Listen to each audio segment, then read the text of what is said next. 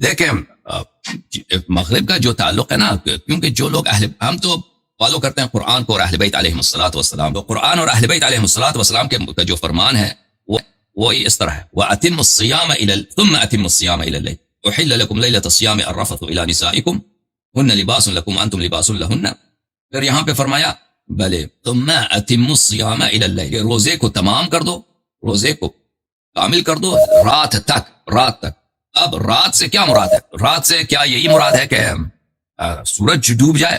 رات سے یہی مراد ہے؟ دیکھیں آپ کی خدمت میں ایک حدیث پیش کرتا ہوں مسلم سے، صحیح مسلم سے، کہ کس وقت ہم نے روزہ جو ہے توڑنا ہے، افطار کرنا ہے. ملاحظہ فرمائیے، یہ صحیح مسلم میرے ہاتھ میں ہے، مسلم یہاں پر صحیح مسلم چھاپ دارالفکر بیروت لبنان میں کتاب سنہ 2010 میں چھپی ہے. یہاں پر بھلے یہ باب ہے، باب وقت انقضاء الصوم وخروج النہار. یہ صوم کب ختم ہوتی ہے، روزہ کب ختم ہوتا ہے اور دن کب ختم ہوتا ہے، کیونکہ کیا فرمایا ثم اتم الصیام الى اللیل، رات تک تم روزہ رکھو. یہ حدیث ملاحظہ فرمائیے کہ رسول پاک صلی اللہ علیہ وآلہ وسلم سے روایت کی ہے ابن ابو اوفا نے کہ ہم رسول پاک صلی اللہ علیہ وآلہ وسلم کے ساتھ سفر میں تھے. فلما غابت الشمس قال لرجل، جب سورج غروب ہوا ہے، سورج غائب ہو گیا ہے، تو رسول پاک صلی اللہ علیہ وآلہ وسلم نے ایک شخص سے کہا انزل فاجدح لنا، تم اتر جاؤ،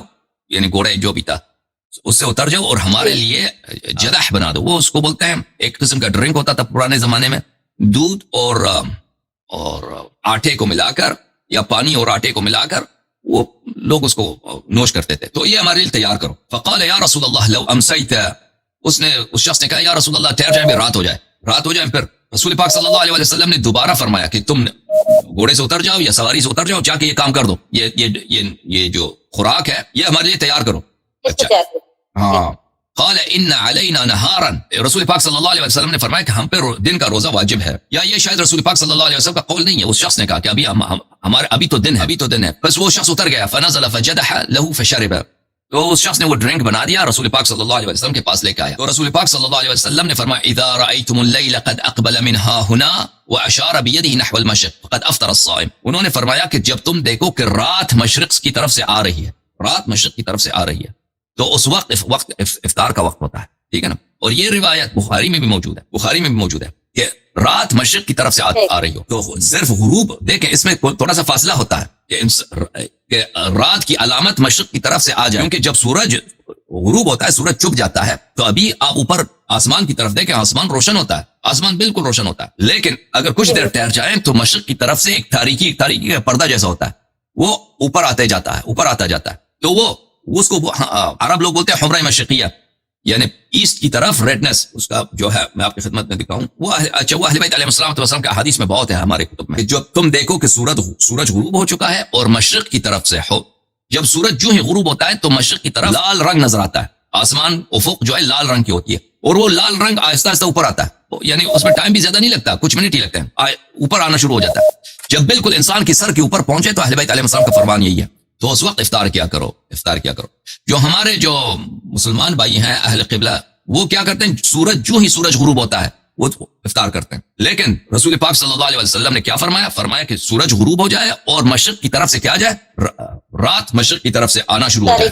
ہاں، تاریکی مشرق کی طرف سے آنا شروع ہو جائے. وہ تاریکی کون سی ہوتی ہے؟ وہ تاریکی مشرق کی طرف سے آتی ہے، کیونکہ مشرق کی طرف جب سورج غروب ہوتا ہو تو آپ دیکھیں وہاں پہ ریڈنس ہوتا ہے، وہاں پہ بالکل افق لال ہوتا ہے، وہ اوپر آنا شروع ہو جاتا ہے، وہ جو ہی اوپر آتا ہے اس کے پیچھے جو اس کے ساتھ سیاہی کا پردہ ہوتا ہے، وہ سیاہی اوپر آتا جائے، تو اس کا انتظار کرنا ضروری ہے.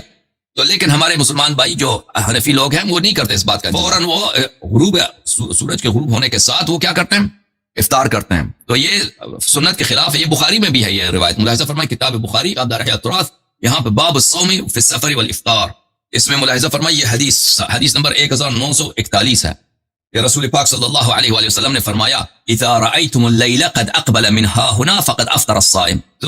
تم جب دیکھو کہ اس طرف سے رات آ رہی. رات کہاں کس طرف سے آتی ہے؟ مشرق کی طرف سے آتی. مسلم کی حدیث میں آپ نے دیکھا مشرق کی طرف، لفظ مشرق مصرح ہے، اس میں تصریح ہے.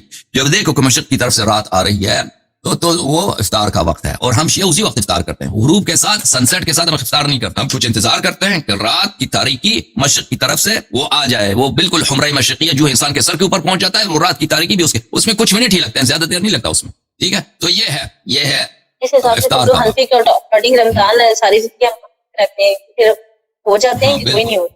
بالکل بالکل، جو ہمارے بھائی روزے رکھتے ہیں ساری زندگی، وہ سنت اور قرآن کے خلاف ہے، بالکل قرآن کے خلاف ہے، کیونکہ قرآن کا حکم ہے ثم اتم الصیام الی اللیل، رات تک روزہ رکھنا، رات تک روزہ رکھنا، اور سورج جو غروب ہو جاتا ہے اس وہ رات نہیں ہوتی اس وقت، آپ کو پتا، بالکل ہوا روشن ہے، سنت نے بتایا کہ رات کب آتی ہے، رات اس وقت آتی ہے کہ مشرق کی جانب سے تاریکی آنا شروع ہو جائے، تو وہ ہوتا ہے، ٹھیک ہے میری بہن؟ اچھا ایک اور چھوٹا سا سوال ہے کہ نمازیں جمع کرنے کا کیا حکم ہے؟ جیسے یہ کہا جاتا ہے کہ دیکھیں نماز جمعہ، یہ اس کے متعلق انشاءاللہ تبارک و تعالیٰ ہم کبھی لیکچر دیں گے، ٹھیک ہے نا، اس کا انتظار کریں، وہ تفصیل ہے اس بتا دیں گے، کئی لوگوں نے پوچھا ہے ہم سے، وہاں اس کے لیے لیکچر کی ضرورت ہے، مختصر انداز میں بیان نہیں کر سکتے، ٹھیک ہے؟ تھینک یو، خدا آپ کو جزائے خیر دے. بہت کیا وجہ ہے کہ اہل تشیع بہت پہلے روزہ بند کر دیتے ہیں اور جب افطار کے وقت ڈیلے کرتے ہیں، اہل سنت اس کے برعکس ہیں، تو اس کی وجہ کہ اتنا ڈفرینس کیوں ہے؟ اب تو یہ اس دور میں جو کچھ ہو رہا ہے یہ فرقہ واریت کی وجہ سے، اگلے زمانوں میں ضد میں ہو رہا ہے، جی ضد میں ہو رہا ہے، اگلے زمانوں میں واقعی ایسا تھا کہ ہمارے پاس ٹائم ٹیبلز نہیں تھے، اہل تشیع کی نیت پہ ہمیں کوئی شک نہیں ہے، وہ رات کو انشور کرتے ہیں کہ بھئی غروب ہو جائے، ٹھیک، اس کی وجہ سے وہ کر رہے ہوتے تھے، لیکن اب دیکھیں جو ٹائم ٹیبل ہے وہ تو نہ سنی ہے نہ شیعہ ہے، آپ گوگل سے بھی پوچھیں کہ سن سیٹ اور سن رائز کیا ہے، اس کو تو نہیں بتانا کہ میں نے کسی فرقے کا جواب دینا ہے. بالکل ٹھیک. امریکہ کے بھی نیوز پیپرز کے اندر پورا آئے گا سن سیٹ یہ ہے، سن رائز یہ ہے. سن سیٹ کا مطلب ہے رات شروع ہو گئی، ٹھیک ٹھیک ہے، اور سن رائز بھی موجود ہے، اور جو اس سے پہلے جو ختم سحری والا معاملہ ہے، جو فجر کا وقت سٹارٹ ہونا ہے، وہ بھی ٹیوبلائٹ کا 18 ڈگری کا جو اینگل ہے اس کے اوپر کیلکولیشن ہوئی ہوئی ہے پوری دنیا کے اندر. ٹھیک ہے. اہل تشیع کئی علماء، میں نے ان کے ساتھ یعنی افطار وغیرہ معاملہ کیا ہے، تو وہ ہمارے ساتھ ہی روزہ کھولتے تھے، وہ کہتے تھے کہ بھائی ٹائم ہو گیا ہے، لیکن اب چونکہ ایک ٹرینڈ چل چکا ہے، جی یہ بھی نہیں ہونا چاہیے. میں نے بعض اہل حدیث کی مساجد میں دیکھا ہے کہ رمضان سے ایک دن پہلے تو اذان ٹائم پہ ہو رہی ہے، جیسے ہی رمضان آیا 5 منٹ پہلے اذان دے دیجیے، روزے میں آپ نے افطار میں جلدی کرنی، بھی وقت سے پہلے تو نہیں افطار کرنا، یعنی کہ سورج کھڑا تو اس میں تو افطار جو ہے وہ نہیں یا کیا وہ سکتا. آپ کو نظر نہیں آ رہا لیکن وہ پہاڑ کے پیچھے چھپا ہوا ہے، ٹائم ٹیبل بتائے گا. ٹھیک ہے.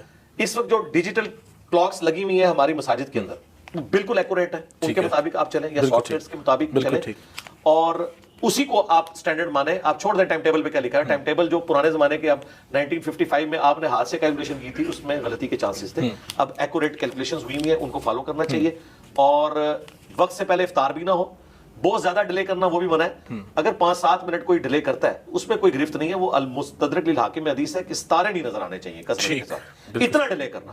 لہٰذا جو شیعہ بھی روزہ کھول رہے ہیں تو وہ کوئی مکروہ نہیں ہو رہا روزہ، کوئی ایسا مسئلہ نہیں. بالکل ٹھیک ہے.